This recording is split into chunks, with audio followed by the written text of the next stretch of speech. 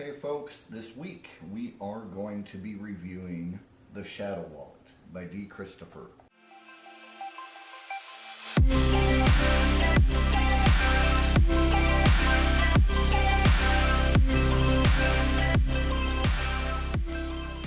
This is one heck of a fine product, is what I will say up front. Some will disagree, some will agree. But there are a few things that I really like about this, but there are also a few things that you guys should know that I'm going to discuss as we go through the review.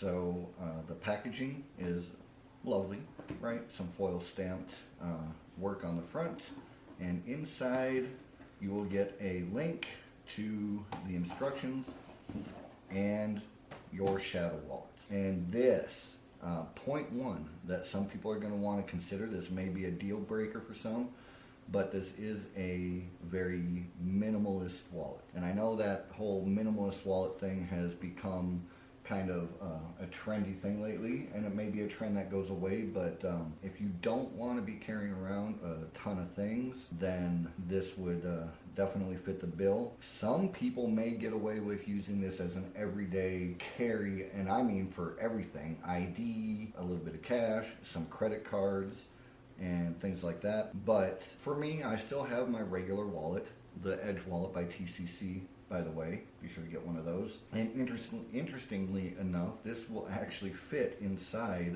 one particular compartment of the Edge wallet perfectly. So that's something to consider too. But I would still carry this with me a lot, pretty frequently, maybe not every day and all the time, but for some this may work as a true everyday carry. So what you get is an area where you could hold cash, whatever you want. I actually hold a single card. I don't know if you can see that in there. All right. In that area I hold a card. Here you could have playing cards, which do fit in here. That is one improvement over the Razor wallet. You can fit credit cards, playing cards, business cards. Those all can go in here. And then you have the slot where I have the one card. You could use that for money or anything like that. And then you have an area where you could keep an ID or business cards or anything like that. Very minimal, but definitely gets the job done. And this one is the leather version. Okay, now this does come in a vegan leather version, but I don't own that one, so I can't really speak to the quality of it. But this is made very well. And I'm going to address one thing real quickly here. I do not manufacture magic. I do not work with leather. I'm not a woodworker. I'm a guy who has simply been doing magic for, what is it now? I got to do the math real quick. 35 years. I'm a guy who loves magic. I love reading about it, learning about it, and talking about it, and practicing it, and performing it when I can. I may not be an expert on some of the materials used, but I can only tell you from experience what is good quality for me, and what works for me. This is, by all standards that I know of any wallet of this type, made very well, and should last you a long time. Alright. So, got distracted by my phone. I'm not sure where we were on this, but so the quality of it is good. You've seen the compartments that it has. Now let's go over what you can do. This is a wallet that functionally has two purposes. I mean, other than to hold your stuff. Okay, this is made to do two primary things. The first is to use as a peek. And this has two ways of viewing the peak area, but the peak is in the same spot. This is a very minor detail.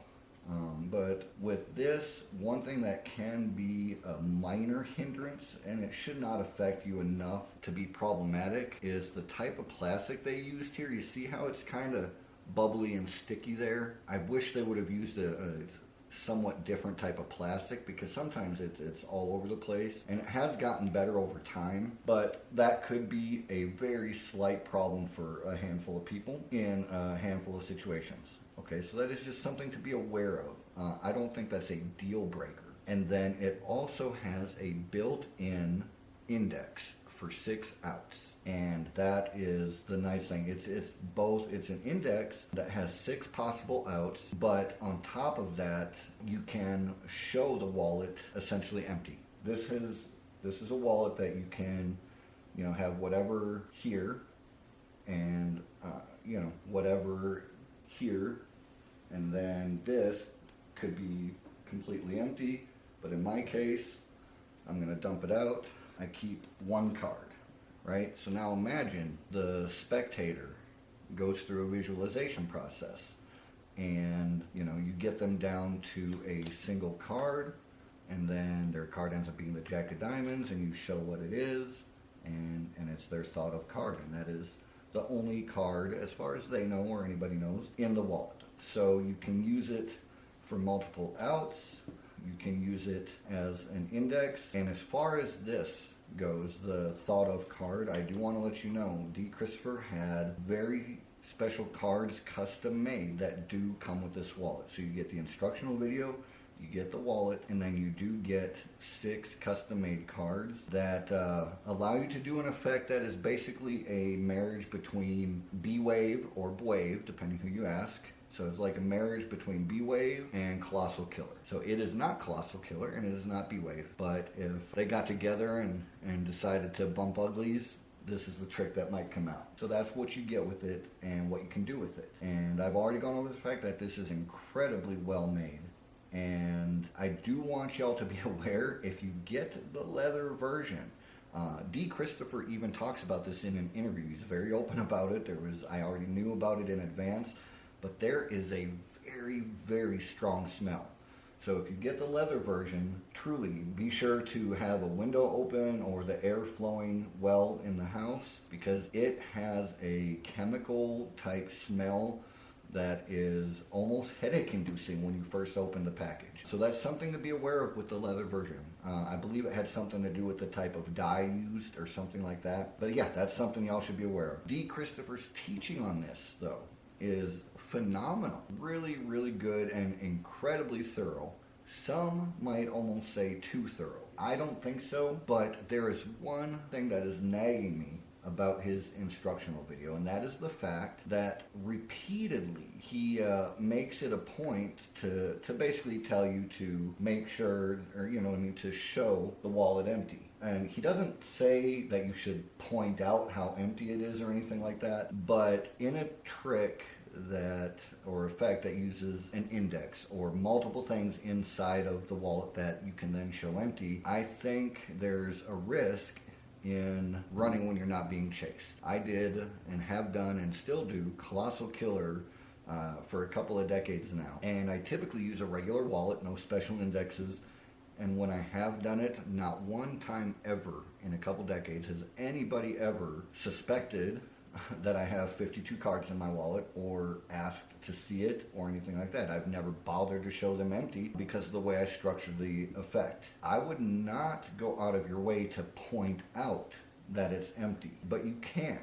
And just because you can doesn't mean you should. However, my way of doing this, of showing it empty without making it a point to show, is I keep one of the cards in the regular compartment and not in the index. And then when I go to remove a card, I take out the appropriate one. There's a couple other options. I just think for his talent and skill level, I think there's some better approaches to either not even bothering to show this wallet empty, or to show it empty without saying that you're showing it empty, which is a much more logical approach to take, especially if you're doing mentalism. Not that the teaching was bad. I just feel like some people are going to get this and they're going to say, hey, look at my totally ordinary empty wallet, which is then of course going to make people suspicious of this wallet. But that little bit aside, the teaching was top notch, and it was really, really fun to watch him go over all the details of the effects and different ways you can use this wallet. And of course, this is not a trick. This is a tool. What Christopher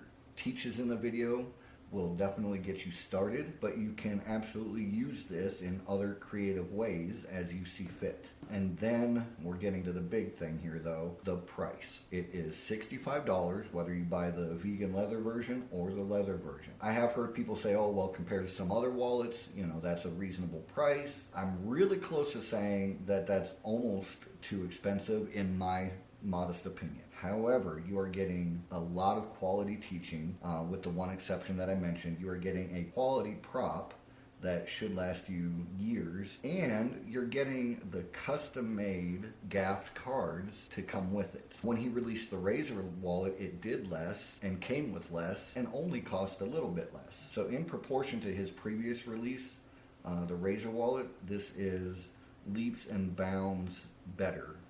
For just a little bit more. So personally, something like this type of release, I would normally wait about 2 years to buy, or a year, or wait until people are selling it on the Magic groups, the buy-sell groups, and get it for cheap. But I really love the concept of this so much that I bought one now as a new release. So I definitely recommend it. It is worth, in my book, what the asking price is, but it's very close to being what some may consider overpriced. So I am going to let you guys know, it does not include an index, but here within a few weeks I will be reviewing a very, very similar Peak wallet that doesn't have quite all the features, but is what I consider the best bargain in Magic when it comes to Peak wallets. I don't think it's as good as this. I would never recommend it above this, but for those of you on a budget, keep that in mind, that I will be reviewing a much more cost-effective alternative here in a couple weeks.